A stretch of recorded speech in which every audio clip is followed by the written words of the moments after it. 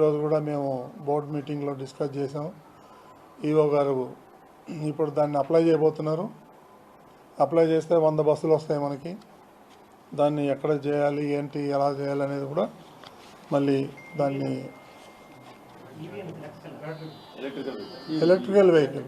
Electrical buses ఇప్పుడు మన దగ్గర 10 బస్సులు తిరుగుతున్నాయి పైన. అది కాకుండా కూడా ఇంకా కింది నుంచి పైకో లేకపోతే బస్టాండ్ నుంచి శ్రీవారి మెట్టుకో ఏదో ప్లాన్ చేసుకోవాలి మనం. ఎక్కడైతే ఇప్పుడైతే ఆటో వాళ్ళు, ట్యాక్సీ వాళ్ళు మీకు అందరికీ తెలిసి నిలువు దోపిడీ చేస్తున్నారు భక్తుల్ని. దాన్ని ఎంతవరకు మనం తగ్గించగలుగుతామో అంతవరకు మనం దాన్ని కూడా మనం తగ్గించాలనే ఉద్దేశంతో ఆయన చెప్పిన దాని వలన మనం అప్లికేషన్ పెడుతున్నాం. సో అదొక మంచి అడ్వాంటేజ్ అవుతుంది మనకి. సో అదేవిధంగా అక్కడ కొన్ని తెలుగు సంఘాలని కలిసాం.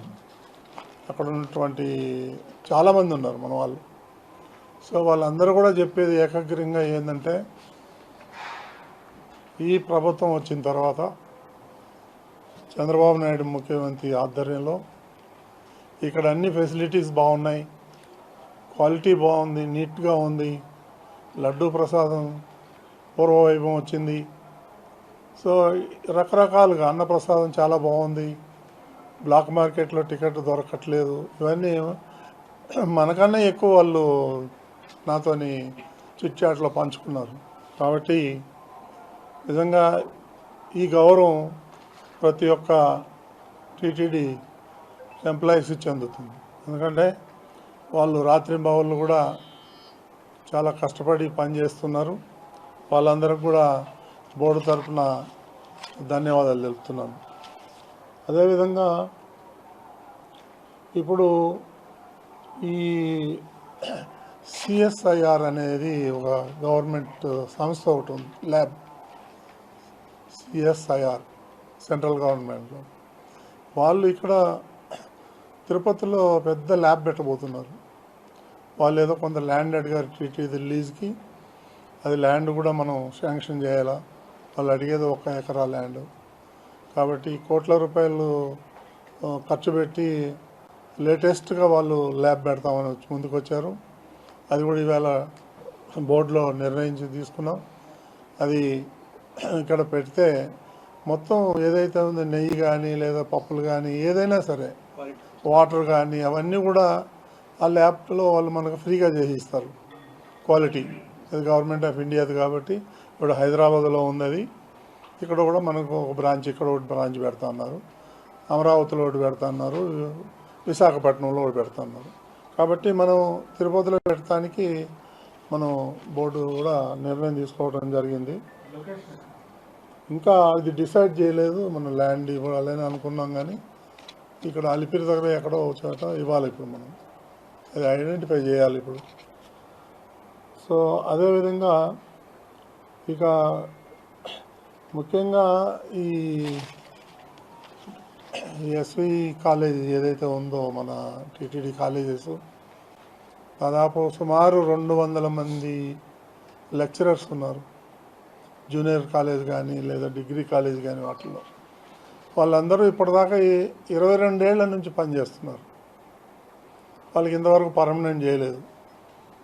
అదేవిధంగా సిమ్స్లో కానీ లేదా బోర్డులో కానీ లేదా మొత్తం తిరుమలలో చాలామంది పనిచేస్తున్నారు. వాళ్ళని కాదని గత పాలక మండలిలో ఒక నిర్ణయం తీసుకున్నారు. లెక్చరర్స్ కోసం ఒక నోటిఫికేషన్ ఇచ్చారు. ఆ నోటిఫికేషన్ ఏంటంటే లెక్చరర్స్ని తీసుకోవాలి ఒక 200 మందిని అని. కాకపోతే ఇక్కడ ప్రాబ్లం ఏంటంటే కొత్త వాళ్ళని తీసుకోవద్దని అంటలేం, కానీ పాత వాళ్ళ పరిస్థితి ఏంటి? ఇంతవరకు పర్మనెంట్ కాలేదు, వాళ్ళకి ఐడి కార్డు లేదు, వాళ్ళకి మెడికల్ కార్డు లేదు, ఏమీ లేదు. సో కొంతమంది రిటైర్మెంట్కి దగ్గర వచ్చేసారు. సో వాళ్ళని దృష్టిలో పెట్టుకొని మేము లాస్ట్ బోర్డు మీటింగ్లో నిర్ణయం తీసుకున్నాం. ఈ ఏదైతే వాళ్ళు ఎగ్జామ్స్ కండక్ట్ చేస్తామో దాన్ని ఆఫ్ చేయమన్నాం. కానీ అప్పుడు టెంపరవరీగా ఆపారు. మళ్ళీ 2 రోజుల కింద మళ్ళీ పేపర్లో అడ్వర్టైజ్మెంట్ వచ్చింది, మేము మళ్ళీ కండక్ట్ చేస్తామని. సో దాన్ని మేము బోర్డులో చాలా తీవ్రంగా ఖండిస్తున్నాం. వాళ్ళు ఎందుకు అంత ఉత్సాహం చూపిస్తున్నారో ఈ ఏపీపీఎస్ వాళ్ళు నాకు అర్థం కావట్లేదు. అది ఈవేళ ఈఓ గారు కూడా చెప్పారు. ఈఓ గారు పర్సనల్గా పబ్లిక్ సర్వీస్ కమిషన్ చైర్మన్తో మాట్లాడారు. మీరు ఆ విధంగా కండక్ట్ చేయడానికి వీల్లేదండి, మీరు కావాలంటే వేరే కాలేజీలు చేసుకోండి, కానీ టీటీడీ కాలేజీలకు మాత్రం మీరు చేయొద్దండి, అది ఇక్కడ ప్రాబ్లం ఉంది, ఇది అయిన తర్వాత మేము చేసుకున్నాం. సో ఈ ప్రాబ్లం ఉందని చెప్పేసి ఇది ముఖ్యమంత్రి దృష్టికి తీసుకెళ్ళాము. వారు ఏమన్నారంటే ఈ ప్రాబ్లమ్స్ అన్నీ కూడా ఒక 3-man కమిటీ వేశారు సీఎం గారు. అందులో ఈ ఎండోమెంట్ మినిస్టర్ ఆనం రామనారాయణ రెడ్డి, తర్వాత టీటీడీ చైర్మన్గా నన్ను, ప్లస్ ఈఓ శ్యామలరావుని, ఈ ముగ్గురిని చేసి మీరు స్టడీ చేసి గవర్నమెంట్ ప్రపోజల్ పెట్టండి, వీళ్ళని ఏం చేద్దాము అనేది అన్న. సో అది త్వరలోనే జూలై 1st వీక్లో మేము కలుస్తున్నాం, కలిసి ఇవన్నీ నిర్ణయాలు తీసుకుంటాం. అప్పటిదాకా దీన్ని ఆపమని చెప్తున్నాం మేము. మళ్ళీ ఇవాళ లెటర్ రాస్తాం ఈ పబ్లిక్ సర్వీస్ కమిషన్, ఎందుకంటే ఇక్కడ ఉన్న వాళ్ళ పరిస్థితి తెలుసుకున్న తర్వాత. కానీ అదేవిధంగా డ్రైవర్లు ఉన్నారు, చాలామంది ఉన్నారు ఇక్కడ, వాళ్ళందరి సమస్యలు మేము పరిష్కరించిన తర్వాతే మళ్ళీ ఫర్దర్గా పోవాలనేది ఒక ఆలోచన. ఇక ఇలాంటివి కొన్ని విషయాలు చర్చించడం జరిగింది. ఇక నిన్న ఈ ఢిల్లీలో వెంకటేశ్వర ఆర్ట్స్ కాలేజ్ ఒకటి ఉంది, అది చాలా పెద్ద కాలేజీ, 15 ఎకరాల్లో ఉంది. అది అందులో సీటు దొరకాలంటే చాలా కష్టం, అంత మెరిట్ మీద ఇస్తారు, అంత బ్రహ్మాండమైనటువంటి పేరున్న టీటీడీ ఒక మంచి మైలేజ్ ఉంది దానివల్ల. అది నిన్న గవర్నింగ్ కౌన్సిల్ మీటింగ్ జరిగింది, అందులో కూడా కొన్ని మేము నిర్ణయాలు తీసుకున్నాం. అది 50 ఏళ్ల కింద 1952లో స్టార్ట్ చేశారు ఆ కాలేజీని. సో 73 ఏళ్ళ పాత కాలేజ్ అది. అది అన్ని బిల్డింగ్లన్నీ శిథిలావస్థలో చేరినాయి. సో అవన్నీ కూడా ఇప్పుడు రెనోవేషన్ చేయాలి. ఇక అక్కడ కూడా చాలా సమస్యలు ఉన్నాయి, అవన్నీ కూడా ఈ కమిటీ ఆల్రెడీ ఉంది కాబట్టి దానికి కమిటీలో కూడా పెట్టి మళ్ళీ దాన్ని రిపేర్లు చేయటం లేదా కొత్త బిల్డింగ్ కట్టడంలో అవన్నీ కూడా నిర్ణయం చేసుకుని నిన్న మీటింగ్ అయింది. మళ్ళీ ఈరోజు ఈ బోర్డు మీటింగ్తో పాటు ఈ హెచ్డిపిపి హిందూ ధర్మ ప్రచార పరిషత్ ఏదైతే ఉందో దాన్ని కూడా మేము ఈవేళ అది కూడా కౌన్సిల్ మీటింగ్ అయింది. ఆ మీటింగ్లో కూడా కొన్ని నిర్ణయాలు తీసుకున్నాము. ఇది సమరస సేవా ఫౌండేషన్ అనే సహకారంతో అర్చక శిక్షణ కార్యక్రమాలు నిర్వహిద్దాం అనుకున్నాం. అర్చకులకు కూడా వాళ్ళకు కూడా శిక్షణ ఇవ్వాలనేటువంటిది ఈరోజు పాయింట్ వచ్చింది, దాన్ని కూడా మనం చేద్దాం అనుకుంటున్నాం. టీటీడీకి చెందిన 7 పాఠశాలల్లో 8, 9, 10 తరగతులకు చెందిన దాదాపు 1600 మంది విద్యార్థులకు డే స్కాలర్షిప్ విధానంలో మానవీయ విలువలు, వ్యక్తిత్వ వికాసంపై శిక్షణ ఇవ్వాలని చెప్పేసి కూడా ఇవాళ మేము నిర్ణయం తీసుకున్నాం. అదేవిధంగా టీటీడీ విద్యా సంస్థలోని విద్యార్థులకు సనాతన ధర్మం, తెలుగు సాంస్కృతిక వైభవంపై శిక్షణ ఇవ్వటానికి మన వారసత్వం అనే కార్యక్రమాన్ని కూడా ప్రారంభించాలని చెప్పేసి ఈ నిర్ణయం తీసుకున్నాం. ఇకపోతే వరలక్ష్మి వ్రతం పర్వదినాన సౌభాగ్యం పేరుతో తిరుచానూరు పద్మావతి అమ్మవారి ఆలయంలో ప్రత్యేక కార్యక్రమాలు నిర్వహిస్తాం. అదేవిధంగా హరికథ వైభవం, భగవద్గీత అనుష్ఠాన బోధన, భజీ శ్రీనివాసం, వననిధి, గిరిజనార్దనం, సన్మార్గం అనేటువంటి కార్యక్రమాలను కూడా హిందూ ధర్మ ప్రజా పరిషత్ ద్వారా నిర్వహించాలని చెప్పేసి నిర్ణయం తీసుకున్నాం. అదేవిధంగా ఈ నెల 21వ తారీఖు నాడు ముఖ్యమంత్రి గారి ఆదేశం మేరకు యోగా డే ఈ అడ్మినిస్ట్రేటివ్ బిల్డింగ్ ఉన్నటువంటి ఆ గ్రౌండ్లో నిర్వహించాలని చెప్పేసి కూడా నిర్ణయం తీసుకోవడం జరిగింది. ఇకపోతే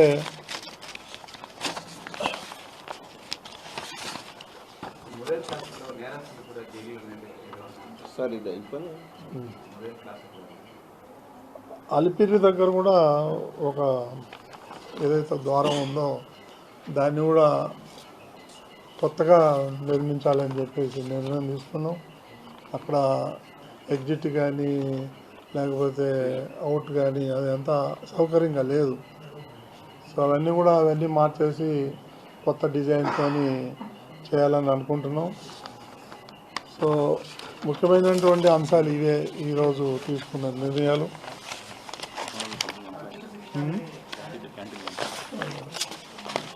సో అట్లా ఇంకా కొన్ని విషయాలు వచ్చినాయి, అదంతేం పెద్ద ఇంపార్టెంట్ కాదు. ఇవే మీకు బ్రీఫింగ్ చేద్దామని చెప్పేసి ఇక్కడ పిలిపించాను మిమ్మల్ని అందరినీ. ఇక మీరు ఏదైనా డౌట్స్ ఉంటే మీరు అడగచ్చు.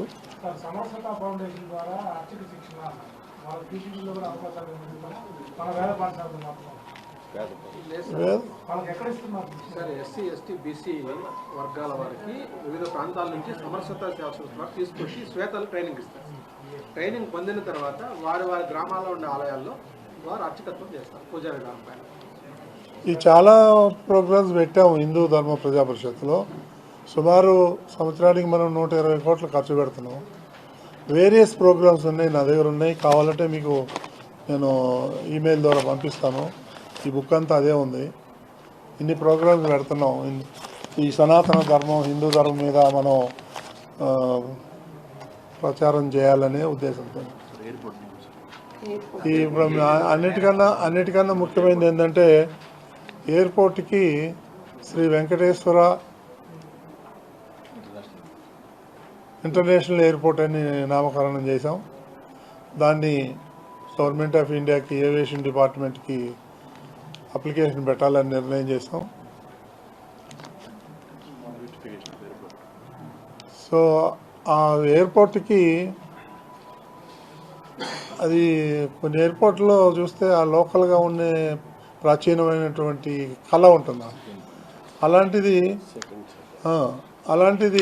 ఈ మన ఎయిర్పోర్ట్కి కూడా ఈ వెంకటేశ్వర స్వామి ఏదైతే ఉందో ఆ నమూనా వచ్చేటట్టుగా టెంపుల్స్ లాగా చేద్దాం. దానికి కూడా మనం ఏవియేషన్ డిపార్ట్మెంట్కి రాసి వాళ్ళ దగ్గర మనం పర్మిషన్ తీసుకుంటే దానికి మనం ఆర్కిటెక్ట్ డిజైన్ చేయించి ఆ ఎయిర్పోర్ట్ని ఒక బ్యూటిఫికేషన్ చేయాలనేది నిర్ణయం తీసుకున్నాం.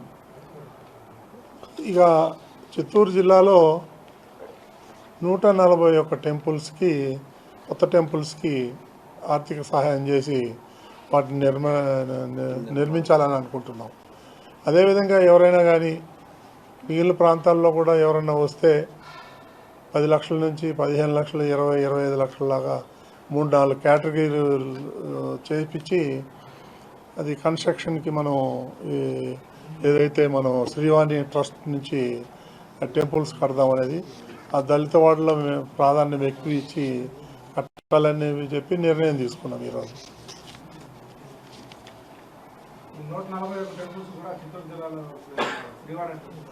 అవునండి, శ్రీవాణి ఏమండి చెప్పండి, మీకు చెప్పండి, పంపిస్తాం.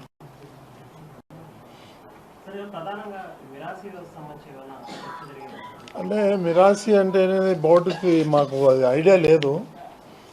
ఈ సుప్రీంకోర్టులో ఏదో కేసు ఉంది, జూలై 1వ తారీఖున వాయిదా ఉంది అని అంటే దాన్ని అసలు ఏంటి మిరాసి, ఏమైంది ఏంటంటే ఎప్పుడో 1920లో 1925లో అక్కడ నుంచి కూడా మన వాళ్ళు పవర్ ప్రజెంటేషన్ ఇచ్చారు. మిరాసి అంటే అనేది తెలియదు మనకి చాలామంది, మా బోర్డు మెంబర్లు కానీ ఒక ప్రజెంటేషన్ ఇచ్చారు. సో ఎట్లాగో అది సుప్రీంకోర్టులో ఉంది కాబట్టి అది కోర్టులో తేలిన తర్వాత నిర్ణయం తీసుకుందాము. ఇప్పుడు అయితే దాని మీద ఏం నిర్ణయం తీసుకోలేదు.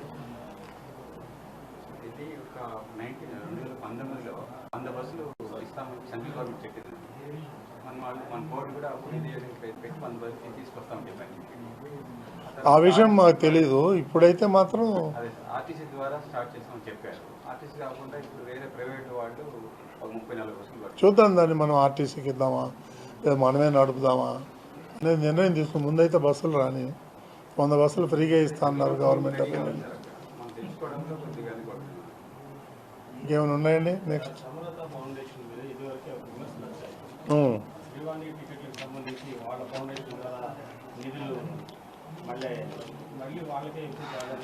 అట్లేం లేదండి, ఇప్పుడు టీటీడీనే చేస్తాం. ముందు ఏదో అయిపోయింది అవన్నీ మాకు తెలియదు ఏం జరిగింది అనేది కూడా మా దగ్గర సమాచారం లేదు. దాన్ని స్ట్రీమ్ లైన్ చేయాలి, ఏదైనా కానీ స్ట్రీమ్ లైన్ చేయాలి. గతంలో జరిగిపోయింది దాని మీద మనం టైం వేస్ట్ చేసే బదులు ఫర్దర్గా ఏం చేయాలి, దాన్ని ఎట్లా చేయాలి అనేది దాన్ని మేము కమిటీలు వేసుకొని పక్కగా పకడ్బందీగా చేస్తాం. ఎలాంటి అవకతవకలు జరగవు. ఓకే అండి, థ్యాంక్ యూ ఆల్.